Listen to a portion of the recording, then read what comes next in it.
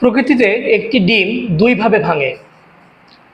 প্রথমটি হচ্ছে বাহির থেকে আঘাত করা এবং দ্বিতীয়টি হচ্ছে ডিমটি ভেতর থেকে ভেঙে ফুটে সেখান থেকে একটি প্রাণের সঞ্চার হয়।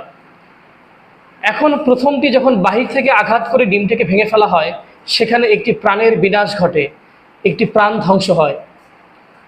আর ডিমটি যখন ভেতর থেকে ভেঙে ফুটে বাচ্চা বের হয়, সেখানে একটি প্রাণের সঞ্চার হয়, সেখানে একটি প্রাণের জন্ম হয়, সেখানে নতুন একটি প্রাণের সৃষ্টি হয়। এখান থেকে একটি শিক্ষা নেবার আছে। আমাদেরকে যখন বাহির থেকে আঘাত করা হয়, তখন আমাদের যে ভেতরে সুপ্ত প্রতিভা রয়েছে, সেই প্রতিভার বিকাশ ঘটে না। প্রতিভার বিকাশ তখনই ঘটবে যখন ভেতর থেকে সব বাধা বিপত্তিকে ভেঙে চুরমার করে ভেতর থেকে নতুন প্রতিভা, নতুন সম্ভাবনার সৃষ্টি হবে। তাই আসুন আমরা সবাই ভেতর থেকে জেগে উঠি, জ্বলে উঠি আপন শক্তিতে, মেতে উঠি নতুন সৃষ্টি সুখের উল্লাসে। ধন্যবাদ।